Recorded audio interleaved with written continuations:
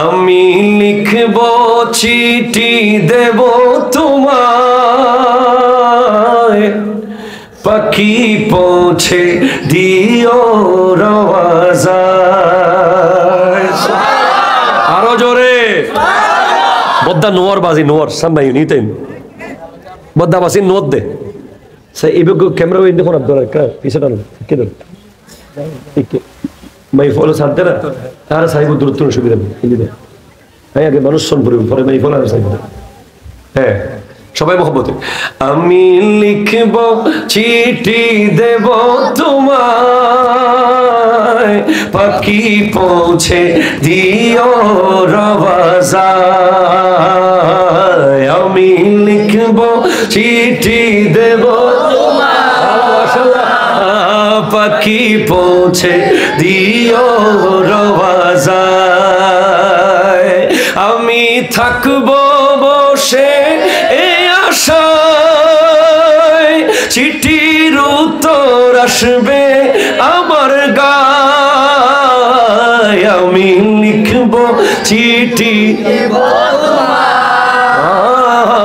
পাখি পৌঁছে দিও রওয়াজায়। আমি লিখব চিঠি দেব পাখি পৌঁছে কবে আসবে মদিনার পেগাম, গায়ে বাঁধব হাজিদের হেরাম। কবে আসবে মদিনার পেগাম, গায়ে বাঁধব হাজিদের হেরাম। আমি ঘুরব মদিনার চারিপাশ, আমি ঘুরব মদিনার চারিপাশ। দু চোখে দেখব সবুজ গুম্বাদ, আমি ঘুরব মদিনার চারিপাশ। দু চোখে দেখব সবজে গুম্বাদ। আমি লিখব চিঠি দেব পাখি পৌঁছে দিও রওয়াজায়। চিঠির উত্তর আসবে আমার গায়, আমি থাকব বসে এই আশায়। আমি লিখব চিঠি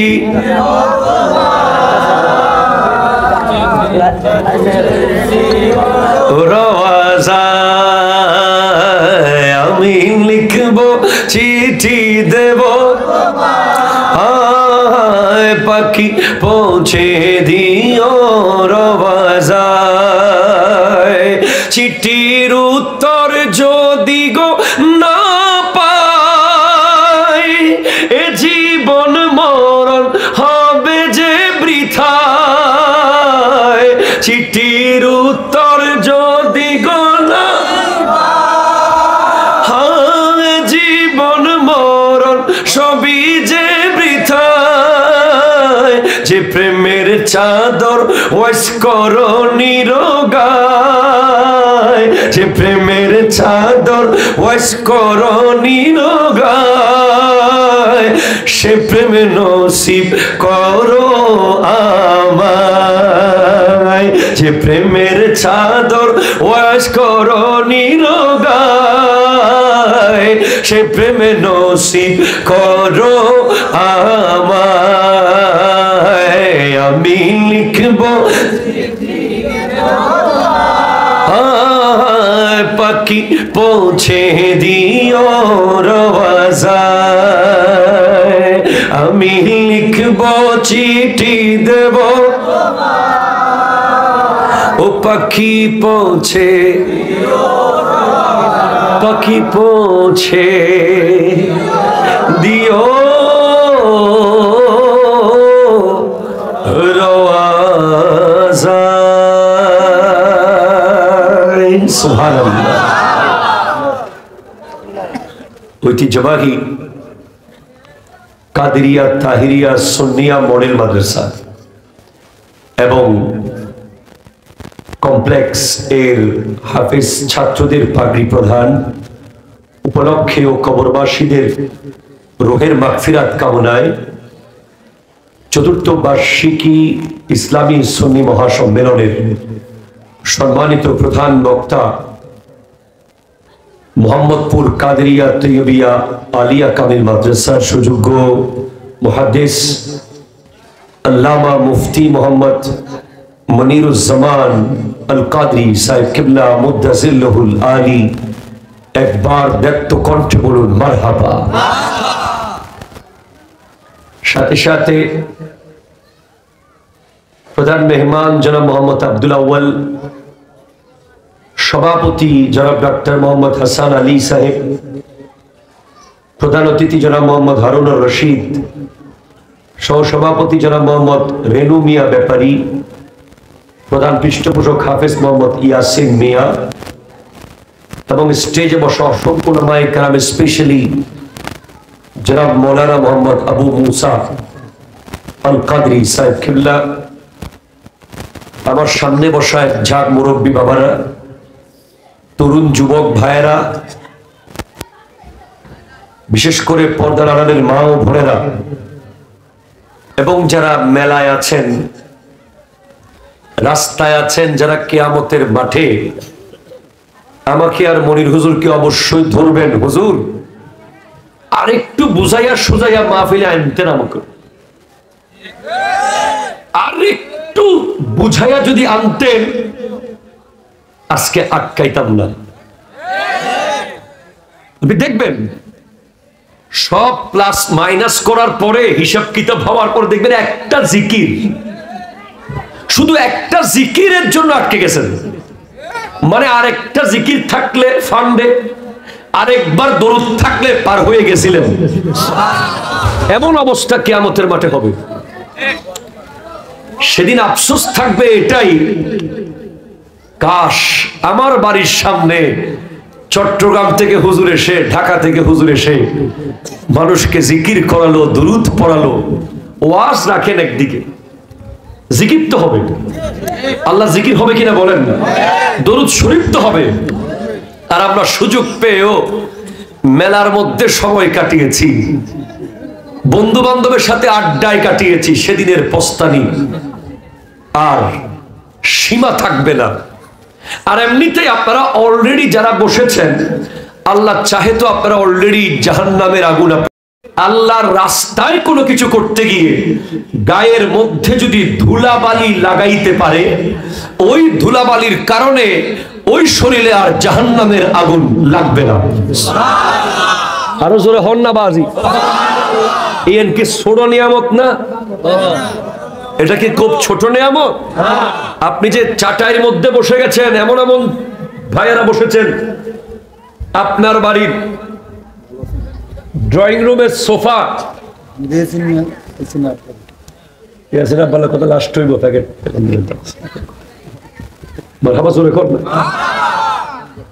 আপনার বাড়ির ড্রয়িং রুমের সোফা হলো হাতিলের, আপনার অফিসের চেয়ার রিভলভিং, আপনি বসার আগে তিনজন মুছে দেন, কিন্তু আপনি বসে গেছেন চাটাইয়ের উপর। এই যে আপনার ব্র্যান্ডেড ড্রেসের মধ্যে যে ধুলা লাগতেছে, আপনার দামি টি শার্টে ধুলা লাগতেছে, আপনি আফসোস করিয়েন না। আপনি মিরপুর জাতীয় স্টেডিয়ামে ধুলা লাগাইলে কোনো লাভ হইতো না। আপনি রাত্রিকালীন র্যাকেট খেলতে গিয়ে ধুলা লাগাইলে কোনো লাভ হবে না।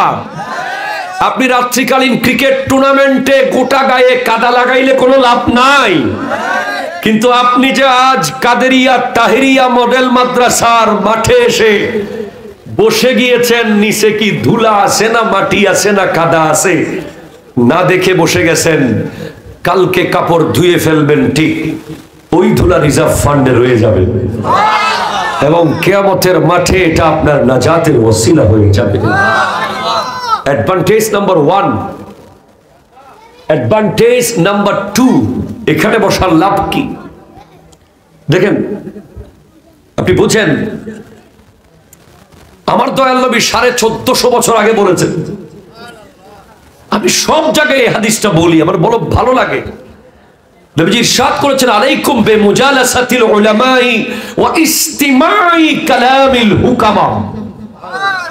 তোমাদের উচিত আলেম ওলামার মজলিসে বসা এবং হিকমতপূর্ণ বক্তব্যগুলো শোনা। কেন? ফাইন্নাল্লাহা ইউহইল কলবাল মাইয়াতা বিনুরিল হিকমা কামা ইউহইল আরদাল মাইতাতা বিমাইল মাতার। যেভাবে বৃষ্টির পানি মরা জমিনকে সুজলা সুফলা করে দেয়, সেভাবে হক্কানি আলেমের বক্তব্যগুলো মরা কলবকে জিন্দা করে দেয়। এই যে একটু আগে কালকে ব্রাহ্মণবাড়িয়ার বিশ্ব রোডে আমার গাড়িতে ভিআইপি লাইট আছে এবং ভিআইপি হরন আছে, লেজার লাইট আছে। সেনাবাহিনীর বিশাল একটা টহল টিম আমাকে ধরলো যে হুজুর এই গাড়িতে ভিআইপি কে? আমি ভিআইপি। কোন ক্লাসের অফিসার আপনি? আমি ফার্স্ট ক্লাসের উপরের অফিসার। কিভাবে? আমি হাজার হাজার যুবককে কোরআন হাদিস শুনিয়ে মাদক থেকে দূরে রাখতেছি। কথা বলেন ঠিক কিনা? আমাদের মাহফিল গুলো বন্ধ হয়ে গেলে বাংলাদেশে পুলিশ লাগতো আরো 20 গুণ বেশি, র‍্যাব লাগতো 10 গুণ বেশি, সেনাবাহিনী লাগতো 50 গুণ বেশি। এক একটা মাহফিলে যখন কোরআন হাদিসের নির্যাস আমরা মন থেকে দিতে পারি, তখন একটা যুবক সিদ্ধান্ত নেয় আগামী কাল থেকে আর নামাজ ছাড়বো না। ঠিক কিনা কথা? আগামী কাল থেকে মা বাবার কদমে চলে আসবো, আগামী কাল থেকে মাদক আর টাচ করবো না। আমি বললাম আপনার পুরো ফোর্স মিলে যা করতে পারেন না, আমি একজন আলেম তা করি, আপনি খবর নেন। হাজার হাজার যুবক আমাদেরকে ফলো করে। আমি ভিআইপি না হলে কে ভিআইপি হবে? আমি পরে ওনাকে যখন এটা বললাম, পরে আরেকজন অফিসার আমাকে চিনে ফেলেছে। হুজুর আমি আপনাকে চিনি। ঠিক আছে যান, সালাম দিয়েছে। কথা হলো এই মজলিসগুলো অনেক দামি। এই যে ইয়াসিন মিয়া সাহেব, উনি তো আমেরিকায় না? উনি আমেরিকায় বসে বসে ভাবে কিভাবে প্রত্যেক বছর এই মাহফিল চালু রাখা যায়। উনি এত বোকা মানুষ না, উনিও চালাক আছে। উনি ভাবে যে টাকা পয়সা যা লাগে যেমনে করে পারি মাহফিল চালাই যাবো। কারণ এই মাঠ থেকে যদি একজন নামাজি হয়ে যায়, ইয়াসিন মিয়া আজীবন সওয়াব পাবে। ঠিক কিনা কথা বলেন? আপনারা যারা শরীক আছেন, কালকে থেকে একটা ছেলে যদি বাবা মার কদমে ফিরে যায়, কালকে থেকে একটা মহিলা যদি পর্দা করা শুরু করে দেয়, কথা কয় না? এই সওয়াবগুলো এমন যে এগুলো শেষ হয় না, শুধু জারি থাকে। সুতরাং আপনারা মিস করবেন না আমার যুবক ভাই। আমি শুরুতেই আপনাদেরকে একটু অভিমান করে বলেছি যে আমি ডাকবো না কাউকে। কেন ডাকবো? আপনি এখানে বসে সওয়াব নিয়ে যাবেন। এই যে চট্টগ্রাম থেকে হোমনা আসতে আসতে পথে পথে বিরিয়ানির দোকান আছে, তরকারি দিয়ে ভাত আছে, মিনারেল ওয়াটার আছে, 24 ঘন্টা চা আছে। ঠিক কিনা বলেন না? টাকা পকেটে আছে, টাকা বেশি থাকলে বিরিয়ানি খাবো, কম থাকলে কলার বন দিয়ে ছালাই দিব, আর একেবারে না থাকলে পানি তো আসেই আল্লাহ দেওয়া। ঠিক কিনা বলেন? কিন্তু যেদিন হোমনার মানুষ আপনাকে কাঁদে নেবে, ওখানে কথা বলতে পারে করো, একদম মাহফিলে আশেপাশে কোনো কথা হবে না। মাহফিলে আশেপাশে কোনো মুমিন আওয়াজ করতে পারে না। কোরআন বলছে ইন্নামাল মুমিনুনা আল্লাযীনা ইযা যুকিরাল্লাহু ওয়াজিলাত কুলুবুহুম। মুমিন তো সে যার সামনে আল্লাহর জিকির হলে তার দিল আল্লাহর ভয়ে থরথর করে কাঁপে। ঠিক কি না? ওয়া ইযা তুলিয়াত আলাইহিম আয়াতুহু যাদাতহুম ঈমানা।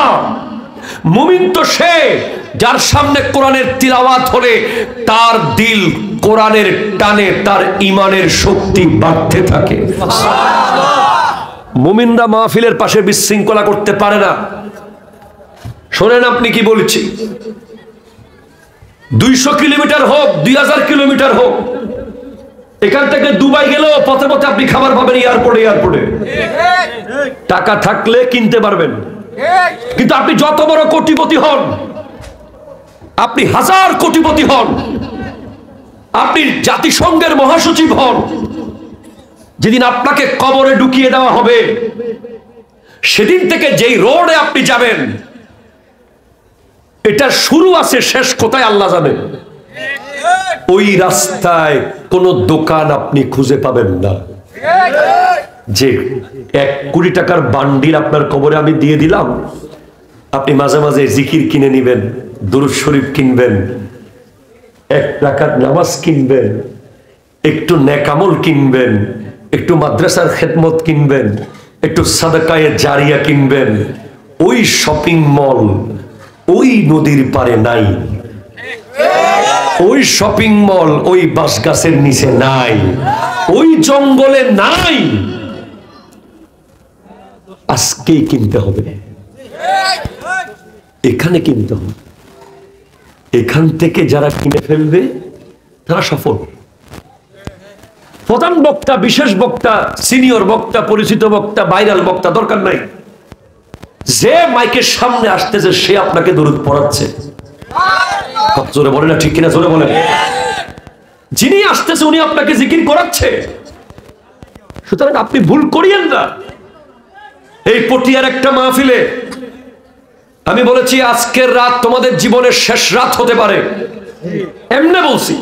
পরের দিন সকালে মাহফিল কমিটির সভাপতি আমাদের বয়সী ইন্তেকাল করছে। আপনি চিন্তা করতে পারতেছেন হায়াত জীবনের কি অবস্থা। আপনি ঘরের বাজার একদিন না করলে বিবিকে বুঝ দিতে পারবেন, আজকে লবণ মরিচ দিয়ে চালাই দাও। আখিরাতের বাজার যদি আপনি না করেন, এর জন্য কত পস্তা নিজে পস্তাতে হবে। এটা আমরা ডেকে ডেকে ডেকে ডেকে বলছি। সেদিন বলবেন আমাকে, জয়নাল আবেদিন হুজুর আপনার কথা শুনলাম না কেন, আজকে বুঝতেছি। আসেন ভাই, বসে দেখেন। জয়নুল আবেদিন কাদেরীকে তো আপনারা নতুন করে চেনার কিছু নাই। আমি কি বলি আপনারা জানেন। জিকিরের নামে কোতাকুতি, জিকিরের নামে নাসানাসি, ওয়াজের নামে মস্কারি, এগুলোর সাথে আমাদের কোনো সম্পর্ক নাই। ঠিক কিনা কথা জোরে বলেন। বাজারের নামে ভণ্ডামি, পুরুষের নামে নারী পুরুষের অবাধ মেলামেশা, লিপস্টিকের দোকান, নেইল পালিশের দোকান, হই হাই হু হা, এগুলোর সাথে আমাদের কোনো সম্পর্ক নাই। আমরা আমার উস্তাদ সমতুল্য হুজুর আছেন আজকে, যিনি আমার পরে কথা বলবেন। আমরা যেখান থেকে এসেছি, আমাদের প্রত্যেকটা সেন্টেন্সের জন্য আমাদেরকে জবাবদিহিতা করতে হবে, কারণ আমরা দড়িছিরা গরু না, আমাদের দড়ি বাঁধা আছে। ঠিক কিনা কথা বলেন। সুতরাং I am responsible for all of the sentence of me. You have to be concentrate and sit down. সবাই আরেকবার বলেন মারহাবা। সবাইকে আরেকবার সালাম, আসসালামু আলাইকুম ওয়া রাহমাতুল্লাহি। আমি কোরআনুল কারীমের সূরা আসর থেকে তিলাওয়াত করার সৌভাগ্য অর্জন করেছি। আল্লাহ পাক আমার প্রাণপ্রিয় রাহবার আল্লামা সৈয়দ মোহাম্মদ তাহের শাহ সাহেব কিবলা মুদ্দাজিল্লুহুল আলী দোয়ার নজরে এবং এই দেশে, এই বাংলাদেশে যতজন হক্কানি ওলি আল্লাহরা এদেশে ইসলাম প্রচার করতে এসে নিজের জীবন যৌবন শেষ করে দিয়েছেন, এ প্রত্যেক হক্কানি ওলি আল্লাহর দোয়ায় আল্লাহ আমাকে কালিমাতুল হক তথা সত্য কথা শুদ্ধভাবে বলার তৌফিক দান করুক। জোরে বলুন আরো জোরে বলেন। আমার মুরব্বী ইয়াসিন সাহেবের আব্বাজান, আমি খুব মহব্বত করি ওনাকে, উনি আমাকে খুব মহব্বত করে। আল্লাহ ওনার হায়াতে কোটি কোটি বরকত দান করুন। এই বাপটা আছে বলে আজকে ফোলা কইতেছে, বাপ আব্বা করেন, বাপ আছে বলে করতে পারতেছে। এরকম বাপের দরকার আছে না নাই? জোরে বলেন। আল্লাহ কবুল করুক, আমিন। সূরা আসর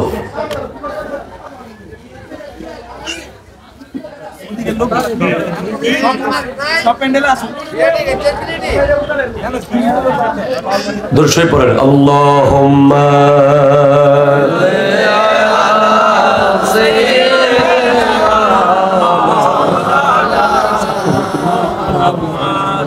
وعلى آل سيدنا مولانا محمد। জোরে বলেন সুবহানাল্লাহ। মাত্র 3টা আয়াত। কয়টা আয়াত? 3টা। জোরে কোন কয়টা? 3টা।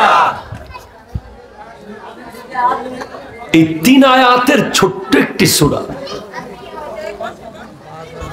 ও ভাই, আমি ওয়াজ ছেড়ে দিব, কিন্তু এগুলো বন্ধ করতে হবে। আশেপাশে কথা বন্ধ করতে হবে, কোনো কথা বলা যাবে না, আশেপাশে সব বন্ধ করতে হবে। মারহাবা বলেন। ইমাম শাফিঈ রাহমাতুল্লাহ আলাইহি বলতে লাগলেন, কেউ যদি সূরা আসর নিয়ে শুধু একটু চিন্তা ভাবনা করে, লাউ তাদাব্বারা, একটু জোরে বলেন সুবহানাল্লাহ, বিহাযিহি সূরা, এই সূরা নিয়ে কেউ যদি একটু ফিকির করে, একটু ভাবে, একটু চিন্তা করে, এই 3 আয়াতের ছোট্ট সূরাটা তার দুনিয়া এবং আখিরাতের জন্য কাফি হয়ে যাবে। রব্বুল আলামিন ইরশাদ করতে লাগলেন, ওয়াল আসর, যুগের কসম। কিসের কসম? সময়ের শপথ করছেন আল্লাহ, সময়ের শপথ। এই পৃথিবীতে সবচেয়ে বড় লুজার, 10,000 কোটি টাকা যার লস হয়ে গেছে সে লুজার না। আল্লাহ চাইলে কালকে আবার লাভ হতে পারে, ঠিক কিনা বলেন? গোটা বিল্ডিং যার ধসে পড়ে গেছে সে লুজার না। জমি যার দখল হয়ে গেছে সে লুজার না। গাড়ি যার অ্যাক্সিডেন্ট হয়েছে সে লুজার না। সবচেয়ে বড় লুজার, সবচেয়ে বড় ক্ষতিগ্রস্ত, সবচেয়ে বড় দুর্ভাগা সে যার হায়াত শেষ হয়ে গেছে, কাজে লাগাতে পারে নাই, ঠিক কিনা? কথা জোরে বলেন। হ্যাঁ, আপনি জানেন না যে একটা বছর যখন চলে যায়, 2024 যখন চলে গেছে, আমাদের জীবন থেকে 3,15,00,000 সেকেন্ড চলে গেছে। 3,15,00,000 সেকেন্ড হ্যাজ গন। আপনি যদি গোটা রাত ওই হোমনা বাজারের মাথায় গিয়ে মাথা বাড়ি মারতে মারতে শেষ করেন, আপনি 2024-এর একটা ওয়াক্ত নামাজ আর ফেরত আনতে পারবেন না। একটা জুমার নামাজ আপনি ফেরত আনতে পারবেন না। না সবে কদর ফেরত আসবে, না সবে বরাত ফেরত আসবে, না মাহে রমজান ফেরত আসবে, না ইয়মুল জুমা ফেরত আসবে। চলে গেছে। এখানে অনেক ব্যবসায়ী আছেন আপনারা যারা 2024-এ কোটি কোটি টাকা লাভ করেছে। অনেক ব্যবসায়ী আছেন, মাছ ব্যবসায়ী, কোটি কোটি টাকার মাছ বিক্রি করছে। অনেক ব্যবসায়ী গাছ ব্যবসায়ী, অনেকে কাপড় ব্যবসায়ী, অনেকে বিভিন্ন ব্যবসা 2024 সফল। কিন্তু আমি বলবো সফল সে যে এই মুহূর্তে মুস্কি মুস্কি ভিতরে ভিতরে হাসতেছে, যার 2024-এর প্রতিটা মুহূর্ত কোনো না কোনো ভাবে আল্লাহর ধ্যানে মগ্ন থেকে কাটানো হয়েছে। আজকের দিনটা ভাবেন না, আজকের দিন ফজর, জোহর, আসর, মাগরিব, এশা শেষ। আমাদের মধ্যে অনেকে আছি যারা মোবাইলে চার্জ দিতে পারি নাই, কারেন্ট চলে গেছে। এই আফসোস করেছি ফজর থেকে মাগরিব পর্যন্ত, কেন চার্জ দিয়ে রাখলাম না, কেন চার্জ দিয়ে রাখলাম না। আরে ফেসবুকে কমেন্ট করতে পারছি না, আরে বিদেশ থেকে কল আসবে, আল্লাহ আল্লাহ আমার অমুকের সাথে কথা বলতে পারছি না, এই আফসোস। কিন্তু ফজরের নামাজ যে পড়ি নাই, এই আফসোস নাই। হ্যাঁ, বিশাল একটা বড় ব্যাপার। আসেন, আমার আল্লাহ বলছেন ইন্নাল ইনসানা লাফি খুসরিন, নিশ্চয় মানুষ ক্ষতিগ্রস্ত, ক্ষতিগ্রস্ত, ক্ষতিগ্রস্ত। লাভবান আছে কে? মানুষ ক্ষতিগ্রস্ত। হ্যাঁ, লাভবান সে যে মাছের ব্যবসা করছে সে না, যে গাছের ব্যবসা করছে সে না। কে লাভবান? অন্য আয়াতে আল্লাহ বলছেন কাদ আফলাহাল মুমিনুন। সুবহানাল্লাহ, সুবহানাল্লাহ হন না বাজি। আল্লাহ কোরআনে ব্যবসায়ী তুমি ডাক্তার লাভবান, তুমি সফল, তুমি ইঞ্জিনিয়ার, তুমি সফল, তুমি বিজনেসম্যান, তুমি সফল, তুমি রাজনীতিবিদ, তুমি সফল, তুমি মুহাদ্দিস, তুমি সফল, তুমি মুফাসসির, তুমি সফল, বলেন নাই? আল্লাহ বলছেন মুমিন রাই সফল। মুমিন রাই, মুমিন রাই সফল, মুমিন রাই সফল। ইল্লাল্লাযীনা আমানু, যারা ঈমান এনেছে তারাই সফল। আপনারা বুঝতেছেন আমার কথা? সফল তারা। এখন প্রশ্ন হলো, আমি কি মুমিন? বলেন না, নিজেকে নিজে বলেন, আমি কি মুমিন?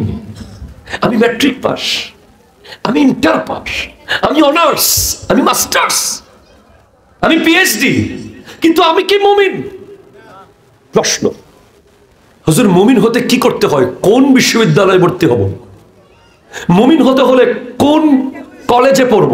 মুমিন হতে হলে কোন কোচিং সেন্টারে ভর্তি হব? মুমিন হতে হলে কোথায় যাব?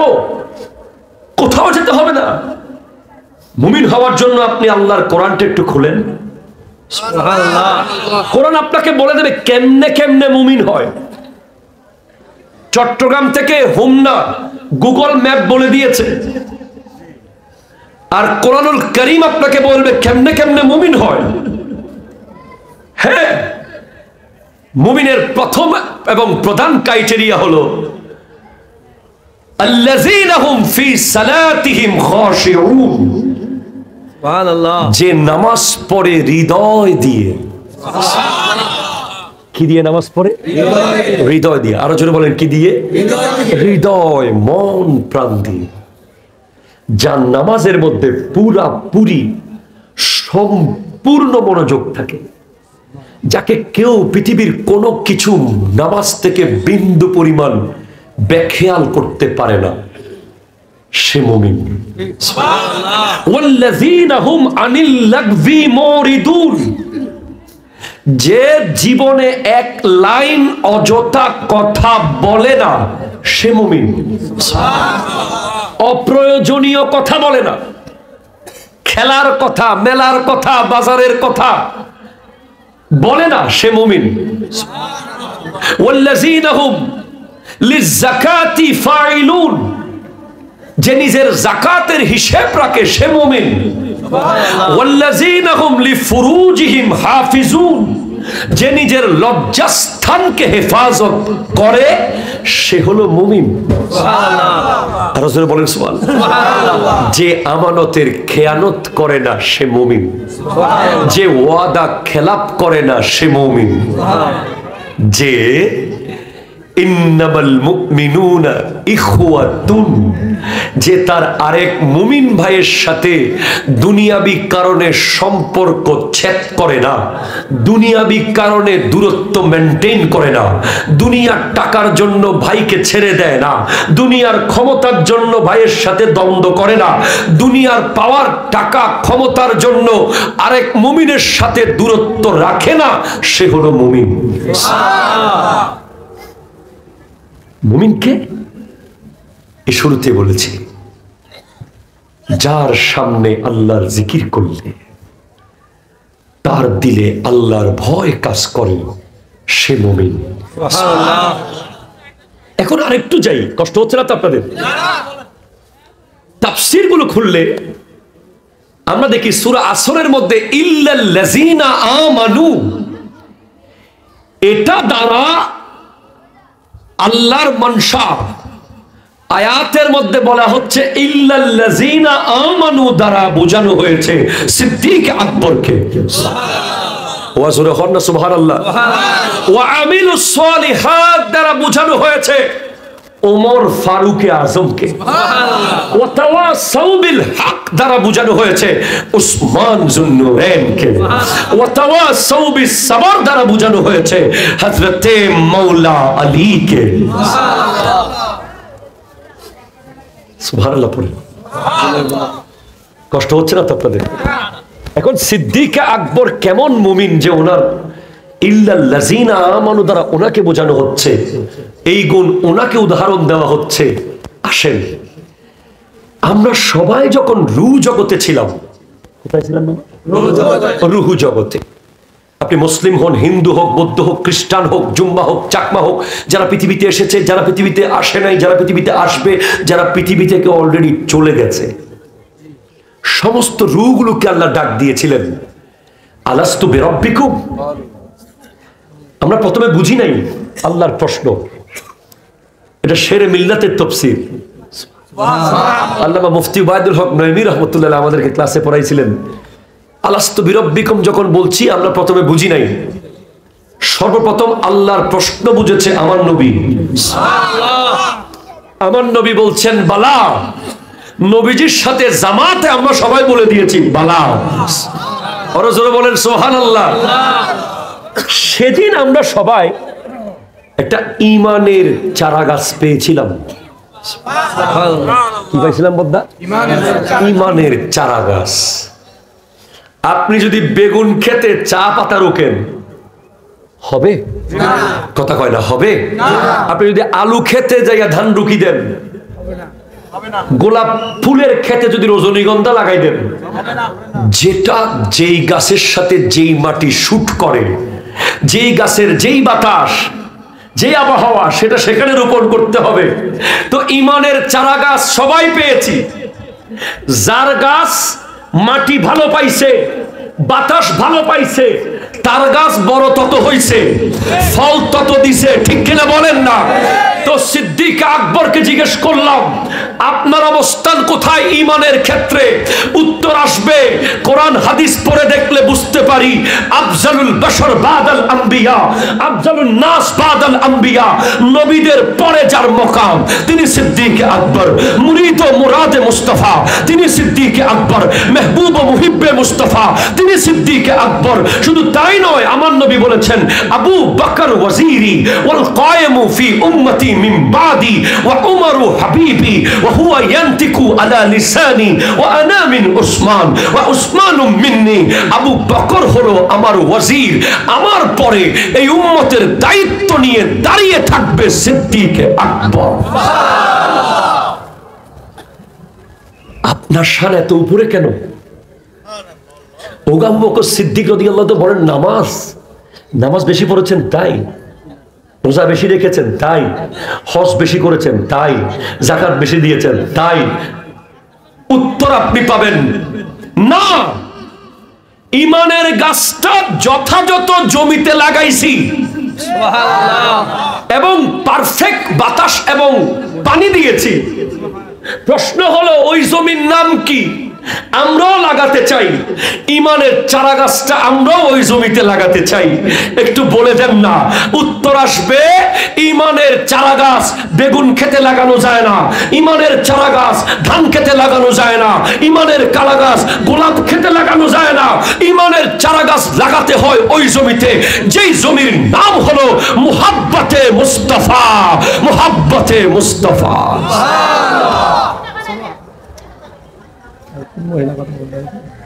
নবীজির মুহাব্বতের জমিতে যিনি ঈমানের চারা গাছ লাগাইছে এবং ওইটাতে পানি আর বাতাস দিতে হবে তাজিমে মুস্তাফা, আদবে মুস্তাফা। আমি আপনাদেরকে এক জায়গায় নিতে চাচ্ছি, জানি না আপনারা পৌঁছতে পারবেন কিনা ওই জায়গায়। আমরা অনেকে আমার নবীকে ছাগলের পিছে পিছে দেখি।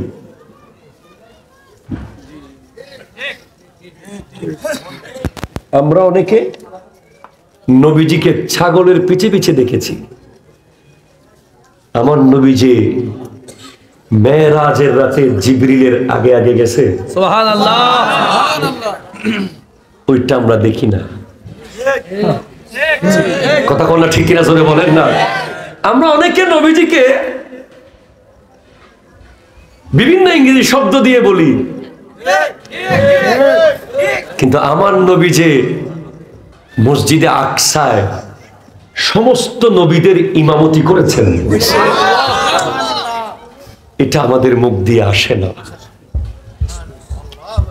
আমি জাইনুল আবেদিন হোমনার মানুষকে বলে যাচ্ছি, কোনদিন যদি আমার মুখ দিয়ে নবীজির শানে একটা শব্দ বেয়াদবিমূলক পেয়েছেন, ছোট হয়ে গেছে নবীজির শানকে আমি ছোট করেছি, আরো ভালো শব্দ ছিল, আমি ওই শব্দ ব্যবহার না করে এই শব্দ করেছি এমন যদি দেখেছেন, আমাকে ফোন করবেন, এটা আপনার দায়িত্ব। আমি তওবা না করলে আপনি আমার পিছে নামাজ পড়বেন না। কথা বলেন ঠিক কিনা? কথা বলেন। আপনি আমার ওয়াজ শুনবেন না, আপনি আমাকে ফলো করবেন না, আপনি আমাকে বাদ দেবেন। কারণ মগজে কুরআন রূহে ঈমান জান ও দ্বীন হাসতে হুব্বে রাহমাতাল লিল আলামিন। কোরআনের মগজ, ঈমানের রূহ, দ্বীনের জান হচ্ছে আমার নবীর মুহাব্বত। ঠিক কিনা? কথা তো বলেন।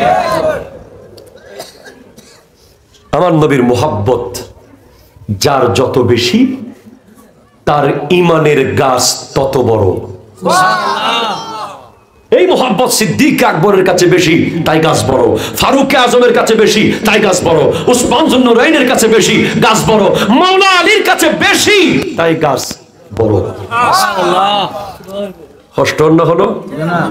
জি, কষ্ট হইলে অজ্ঞই। প্রত্যেক দিন না, প্রত্যেকদিন কষ্ট দিচ্ছি, বছরে একদিনে না দিচ্ছি।